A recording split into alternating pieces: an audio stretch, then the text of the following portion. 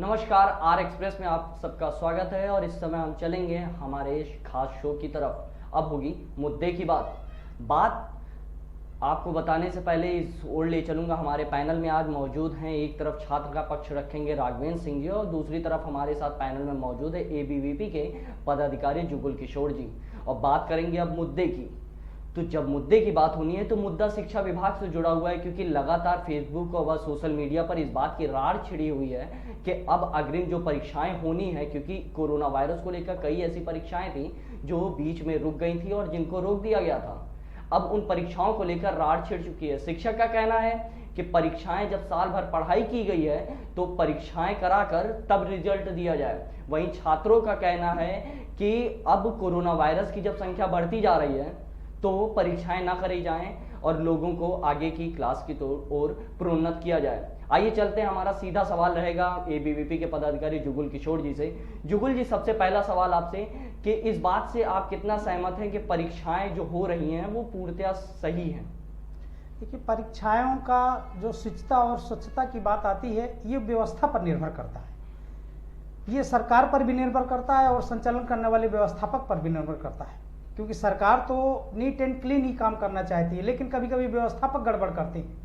कभी कभी क्या होता है कि सरकार ही गड़बड़ करती है और व्यवस्थापक नीट एंड क्लीन करते हैं। ये दोनों का जब तक तालमेल सामंजस्य नहीं बन पाएगा तब तक परीक्षाओं में शुचिता स्थापित नहीं हो सकती है। तो क्या आप भी इस बात से सहमत है कि परीक्षाएं ना कराई जाएं? सीधा सा सवाल। नहीं, परीक्षाएं होनी चाहिए, क्योंकि ये आज की प्रथा नहीं है और ये प्राचीन काल की परंपरा चली आ रही है। आप वैदिक काल चलिए, आप मौर्य काल चलिए, आप गौतम बुद्ध पीरियड काल चलिए, आप मुगल काल चलिए, हर पीरियड काल में जो है ना शिक्षा की व्यवस्था होती थी। लेकिन शिक्षा में शिक्षक जो होता है वो शिक्षार्थी को तभी वो आकलन कर पाता है जब वो वहां पर उसके टेस्ट लेता है। टेस्ट कई प्रकार का होता है। मैं ये नहीं कह रहा हूं कि परीक्षाएं किस प्रकार की होनी चाहिए, लेकिन परीक्षाओं के बिना अगर बच्चे को प्रमोट कर देना, एक तरह से दोनों के साथ नाइंसाफी होगी। राघवेंद्र जी क्या कहेंगे इस बात को लेकर? क्योंकि आप और आपके सहयोगियों ने भी इस बात को रखा था कि जो लखनऊ यूनिवर्सिटी है, वहाँ पे लखनऊ यूनिवर्सिटी की ही नहीं बात करेंगे, हम अन्य यूनिवर्सिटी की भी बात करेंगे, क्योंकि कई ऐसी यूनिवर्सिटी हैं।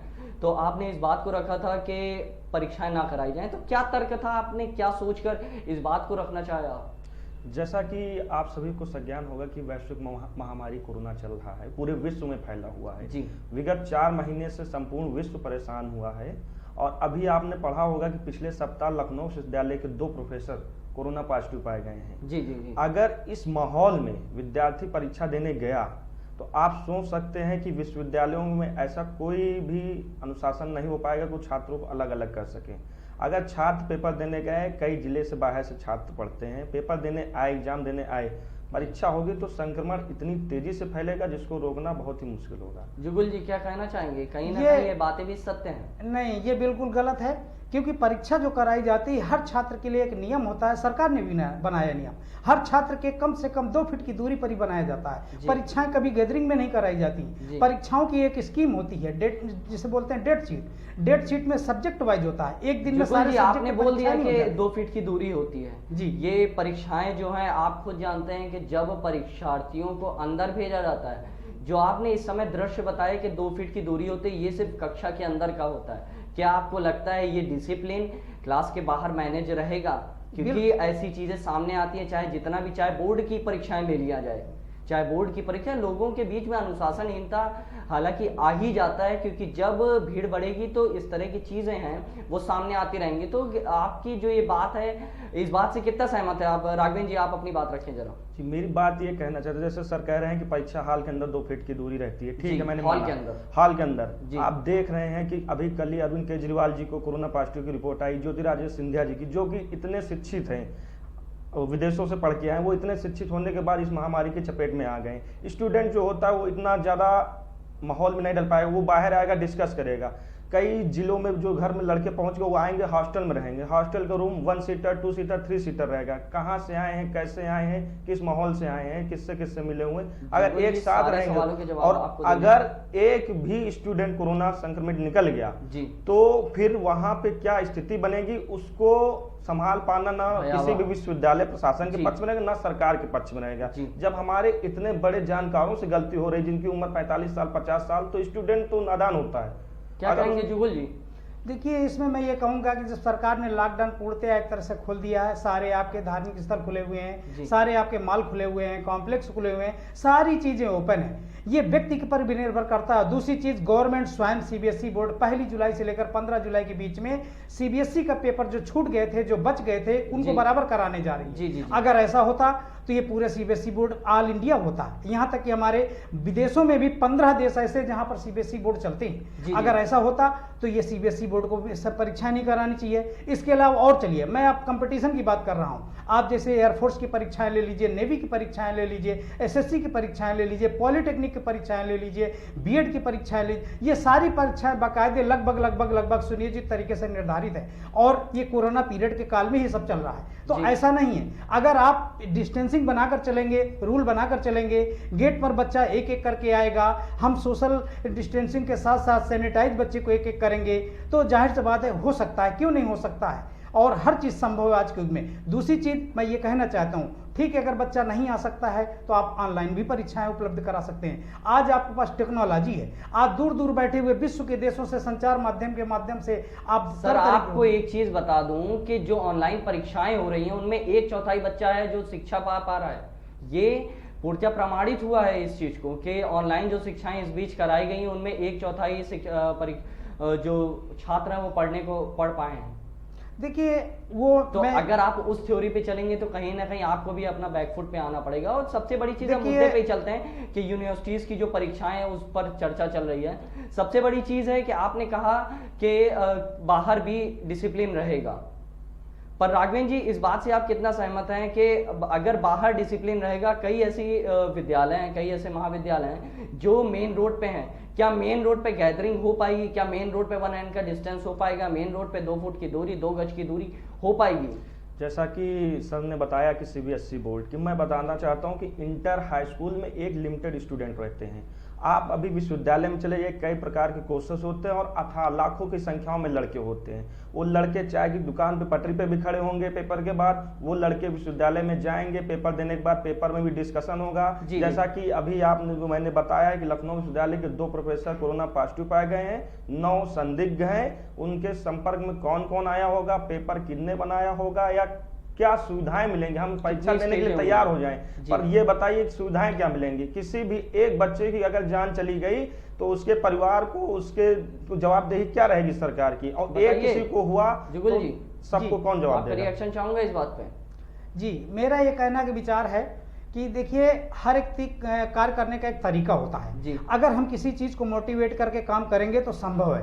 अगर जिसमें हम मोटिवेट, हमारा मन ही नहीं बन रहा है तो हम काम को संभव नहीं कर पाते हैं। आज हमारी रोड बसें भी चल रही हैं, आज मैं बार बार कह रहा हूँ, सारी चीजें, ऐसा नहीं कि बच्चा, हम हो चाहे आपका भी बच्चा है, 24 घंटे घर के अंदर नहीं रहता, ऐसा नहीं कि वो मार्केट नहीं जाता, सब जगह जाता है। लेकिन हम उसको मोटिवेट करें, समझाएं और इसके साथ साथ उसको सीधे ठीक ढंग से गाइडलाइन दें। और बच्चा कोई नादान नहीं। जैसी बात ऑनलाइन की बात की, तो मेरे ख्याल से ऐसा कोई परिवार आज का डेट परिवार में नहीं जिसके पास जो है ना स्मार्टफोन नहीं है, 4G इस्तेमाल नहीं करता है। लगभग मैं ये नहीं कह रहा हूं कि 100%, लेकिन मेरा ये दावा है 99% या 90% से ऊपर बच्चे ऐसे हैं सबके पास स्मार्टफोन है और सारे के सारे जो है ना कुल मिला के नेट का इस्तेमाल करते हैं। तो सारी चीजें संभव है। हम क्वेश्चन का पैटर्न चेंज कर दें, हम उसका कुछ कर दें, मापदंड मानक उसका स्टैंडर्ड चेंज कर दें, लेकिन कुछ ना कुछ अगर उसका एटीट्यूड नहीं होगा तो जाहिर सी बात है फिर दोनों कंफ्यूजन में रहेंगे। 2 चीजें हैं, 2 पहलू। मैं आपसे सिर्फ इतना पूछूंगा, क्या सरकार ने ये जो निर्णय लिया है आप इससे पूर्णतः सहमत है ना कि जो अनलॉक किए गए हैं,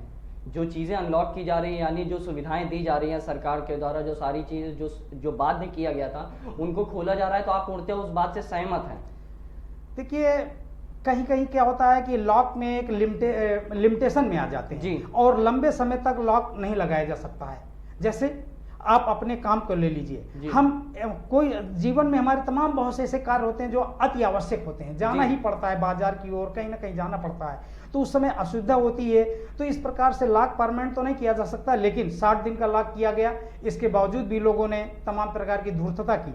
उसको देखते हुए सरकार की और भी चीजें, रणनीति देखते हुए और भी चीजों को ध्यान में मतलब बच्चा गलती करेगा तो उनके जो अभिभावक होंगे वो उनको खुली छूट दे देंगे, जाइए आप बाहर खेलिए। सरकार ने भी तो यही किया ना, जिन लोगों ने धूर्तता की उनके हिसाब से अनलॉक कर दिया गया। नहीं, उसके कारण नहीं किया गया है। उसका दूसरा कारण है वो पॉलिटिकल और दूसरा मैटर आ जाता है। लेकिन मैं केवल इतना ही कहूँगा कि हमें धीरे धीरे जिस तरह से लॉक को अनलॉक किया जा रहा है, अनलॉक 1, अनलॉक 2, अनलॉक 3, इस तरह से जो गवर्नमेंट चला रही है, तो इसके पीछे कोई ना कोई जो है ना इसका राज है और इसके पीछे कोई ना कोई सरकार की मंशा है, वो एक अलग विषय है। लेकिन मैं शिक्षा की बात पे कहूँगा तो उसका एक सीधा सा सिस्टम है कि हम इसके सिस्टम के पैटर्न में थोड़ा सा चेंज कर सकते हैं। हम जरूरी नहीं कि उसी तरह की व्यवस्थाएं स्थापित करें, लेकिन मेरा मानना यह है कि हम बिना परीक्षाएं लिए उसको मौखिक ले सकते हैं, उसको मल्टी चॉइस क्वेश्चन दे सकते हैं, उसको ऑप्शन कई दे सकते हैं, जिस तरह से कई तरह की परीक्षाएं की जाती हैं, ये मैंने पहले बताया। तो इस प्रकार से अगर हम ऐसा करते हैं तो उसमें हमारी कुछ ना कुछ शुचिता भी बनी रहेगी, पारदर्शिता भी रहेगी और हम ये पहचान सकते हैं कौन किस कैटेगरी का है।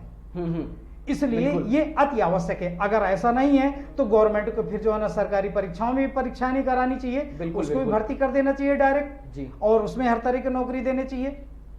तो राघवेंद्र जी क्या कहेंगे, जिस प्रकार से बातें सामने आई कि जो पेपर्स हैं जो सिविल के परीक्षा, जिस हिसाब से आपका कहना है कि यूनिवर्सिटी की जो परीक्षाएं उनको ना कराया जाए और ऐसा ही प्रोन्नत कर दिया जाए, पर अगर सिविल की जो परीक्षाएं हैं जो मतलब कंपटीशन की परीक्षाएं उनमें अगर ऐसे पास कर दिया जाएगा तो क्या स्थिति क्या बनेगी? आपने कुछ सोच के ही पोस्ट डाली? जी जी जी, जैसा कि अभी आपने आज का न्यूज़पेपर पढ़ा होगा, सर ने भी पढ़ा होगा, पीसीएस प्री परीक्षा 11 अक्टूबर हो गई है, जो कि अभी अगस्त में होनी थी, आप अक्टूबर हो गए, क्योंकि वो एक दिन का वनडे एग्जाम है, वो हो सकता है। पर किसी भी स्टूडेंट जो विश्वविद्यालय में पढ़ रहा है उसके करीब करीब 20 से 25 दिन परीक्षा कार्यक्रम में लगता है। जैसा कि सर ने कहा कि स्टूडेंट नहीं पढ़ना चाहता है, सर आपको बता दें स्टूडेंट जो होता है वो हाई स्कूल पास करता है, आपको बता दें वो इंटर पास करता है, उसके बाद किसी विश्वविद्यालय में पढ़ता है तो इंट्रेंस पास करके एडमिशन लेता है। वो 2 सेमेस्टर पढ़ा है, 2 सेमेस्टर पास किया है, तब उसने आगे जाके आगे कक्षा में पहुंचा। आप कैसे कह सकते हैं कि वो पढ़ता नहीं है? पढ़ता है। उस प्रोन्नत इसलिए मांग रहा है क्योंकि स्टूडेंट कोई रॉ मटेरियल नहीं है। आप संसद नहीं चला रहे हैं 3 महीने से, स्टूडेंट जाके परीक्षा हाल में कैसे बैठ जाए? आप हमें बताइए। आप कह रहे हैं कि लड़का पढ़ना नहीं चाहता इसलिए प्रोन्नत नहीं चाहता। मैं कहीं कह रहा हूँ कि मुझे आप 60% दे दीजिए, मैं कह रहा हूँ मेरे पिछले सेमेस्टर के नंबर लिखिए, मुझे उस नंबर के हिसाब से प्रोन्नत कीजिए, उस हिसाब से काम कीजिए। मैं नहीं कह रहा हूं कि आप मुझे, या तो फिर पूरा सत्र 0 कीजिए, आप पूरा सत्र कीजिए 0 कीजिए। शिक्षा व्यवस्था बैकफुट पे आ जाएगी राघवेंद्र जी, मैं आप कह रहे हैं। जी मैं उसका लिए मैं कह रहा हूं, अगर आप परीक्षा कराएंगे तो जीवन चला जाएगा। शिक्षा परीक्षा 1 साल पीछे होगा, मैं मुझसे बिल्कुल आपसे सहमत हूं, आपकी बात सही है, पर जीवन चला गया तो आप कौन जवाबदेही देगा? जीवन चला जाएगा। भाई साहब कितनी मृत्यु हो चुकी है आप लोगों को भी पता होगा। आप कह रहे हैं लॉकडाउन खोल दिया गया, रोजाना के आप रेशियो देखिए, 5000, 6000, 10,000 संख्या आ रही है, कैसे आप जवाबदेही देंगे? रायबरेली जैसे छोटे जिले में 1 से 2 राघवेंद्र जी एक सीधा सा सवाल, अगर आप अभिभावक होते क्या आप अपने बेटे को पास करवाते इसी बिहाफ पे कि वो पेपर ना दे? बिल्कुल, क्या आप उसके शिक्षा को लेकर इतना सहमत होते इस बात को लेकर के वो परीक्षा ही ना दे? बिल्कुल ये रहता है कि अगर एग्जाम हॉल मैं न भेजता, क्योंकि जो स्थिति मैं रोज पढ़ रहा हूँ न्यूज़पेपर में, वही चीज तो जुगल जी का भी कहना है ना, जुगल जी का कहना भी तो वही है ना कि एग्जाम हॉल में ना जाएं। एग्जाम हॉल ऑनलाइन की बात करता हूँ, 2017-18 में एक सर्वे हुआ था, ग्रामीण क्षेत्रों में 15% सिर्फ मोबाइल उपयोग करता है और शहर में 42%। अभी जुगल जी को मैं केरल की एक घटना याद दिलाना चाहता हूं, अगर पेपर या नेट पे देखेंगे तो मिलेगी। केरल में एक घटना हुई, केरल में इंटर में पढ़ने वाली लड़की ऑनलाइन क्लास चल रही थी, उसके पिताजी रिक्शा चालक थे, उसके पास स्मार्टफोन नहीं था, वो ऑनलाइन क्लास नहीं ज्वाइन कर पा रही थी, उसने फांसी लगाकर जान दे दी। आप लोग नेट पे देखिएगा, मिलेगा। जुगल जी बताइए कैसे ऑनलाइन क्लास हो जाएगी? जुगल जी जवाब। मैं केवल इतना कहना चाहता हूँ, अपवाद हर एक में लगा होता है, मैं अपवाद की बात नहीं करना चाहता हूं। मैंने कभी ये नहीं कहा कि परीक्षाएं कल ही हो जाएं, लेकिन मैं ये जरूर कहूंगा परीक्षाओं का स्वरूप चेंज किया जाए और किसी भी विषय में मेजर पेपर जो है ना 5 पेपर या 4 विषय पेपर होते हैं, यदि कोई भी बच्चा जाएगा 4 दिन जाएगा, एक क्लास करके अगर लेंगे और आप रूटीन को चेंज करिए। मैंने ये नहीं कहा कभी एक डंप करके एग्जाम कराइए, सारे बच्चों को एक साथ बुलाइए, ऐसा नहीं हो सकता। आप एक क्लास कर लीजिए, मेजर सब्जेक्ट का पेपर लीजिए, मैथ है, साइंस है, ये सोशल साइंस है, ये ऐसे सब्जेक्ट हैं जिनका मूल्यांकन होना अति आवश्यक है। मैं अभी आपसे 10 क्वेश्चन पूछता हूं, 10 में 10 क्वेश्चन नहीं दे पाएंगे तो मैं क्या आपको मान लूं कि आप बिल्कुल योग्य हो गए या उस लेवल के हो गए? ऐसा संभव नहीं है। इसलिए पढ़ाई तो सभी लोग करते रहते घर में, ऐसा नहीं है, लेकिन सब्जेक्टिव मैटर के आधार पर अगर बच्चा एग्जाम देगा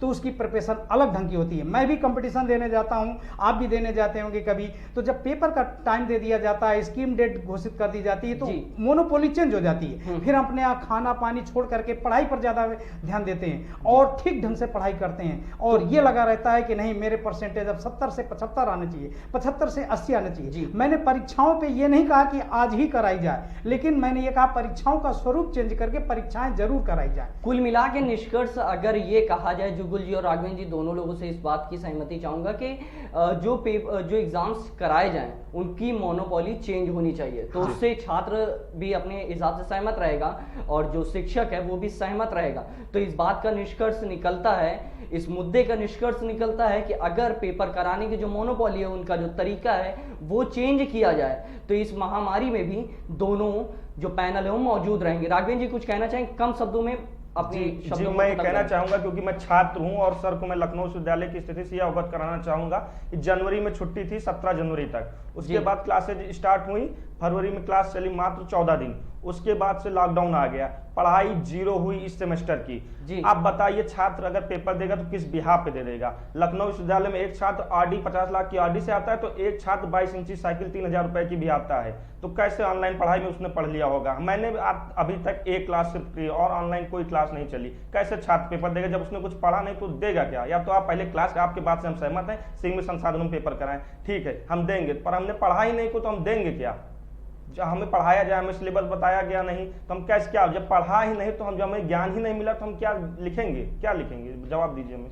आप दो तरह की बात कर रहे हैं। एक तरफ तो अभी आप कह रहे थे कि घर में लड़का पढ़ रहा है और कहीं ना कहीं से स्टडी कर रहा है, उसे प्रमोट कर दिया जाए। दूसरी ओर कह रहे हैं पढ़ाई नहीं हो रही है, ऐसा नहीं है। सीबीएसई बोर्ड ने ले लीजिए और जितने पूरे इंडिया में 3 ही बोर्ड चल रहे हैं, सारे बोर्ड ले लीजिए और डिग्री उच्च विश्वविद्यालय लीजिए, सारे में उसका सिलेबस सार्ट किया जाता है। जब ऐसी महामारी आती, पहली बार नहीं आई, 1943 में आपका देखिए वेस्ट बंगाल में बाकायदे अकाल पड़ा था, इसके पहले भी ले लीजिए 1970 में बाढ़ आई हुई थी। ऐसा नहीं कि पहली बार प्रकोप आया हुआ है, इसके पहले भी कई बार प्रकोप आया है और इससे भयावह महामारी आई हुई। हाँ, ये मैं मानता हूं कि ये सारे विश्व से इससे ग्रसित है, वो सारे विश्व से ग्रसित नहीं था, लेकिन हम जिस देश में रहते हैं वो देश तो पहले भी इस तरह से समस्याओं से ग्रसित हो चुके हैं। तो इसलिए मैं बार बार कहूंगा, अगर हम 60 सब्जेक्ट कर देंगे, उसका सिलेबस फिक्स कर देंगे, तो निश्चित है कुछ ना कुछ बच्चा पढ़ेगा, और छात्र जब पढ़ेगा तो उसकी सोच बदलेगी, उसके ज्ञान बढ़ेगा और उसका कार्य करने का तरीका बदलेगा। इसीलिए कहा जाता है शिक्षित बनिए, आगे पढ़िए, और मनोबल उसका, मानसिक, हाँ, सारी चीजें उसकी चेंज हो जाएगा। जी बिल्कुल जुगल जी, और दोनों लोगों का धन्यवाद चाहूंगा, आप हमारे साथ मौजूद रहे, अपना कीमती समय आर एक्सप्रेस के शो को दिया आपने। और कुल मिला के निष्कर्ष इतना निकलता है कि छात्रों को घर पर ही रहकर पढ़ना चाहिए, अगर उनकी कुछ ऐसी समस्याएं हैं तो अपने फोन पर निष्कर्ष निकाल सकते हैं। शिक्षक जो व्यवस्था है, जो शिक्षण व्यवस्था है, वो ये चाहता है, और वहीं छात्र को भी इस बात को समझना पड़ेगा कि अगर साल भर आपकी पढ़ाई हुई है तो कोई भी आपको इस प्रकार से पास नहीं कर सकता। इस बात का निष्कर्ष होता है कि मोनोपोली चेंज होनी चाहिए, परीक्षाएं होनी चाहिए।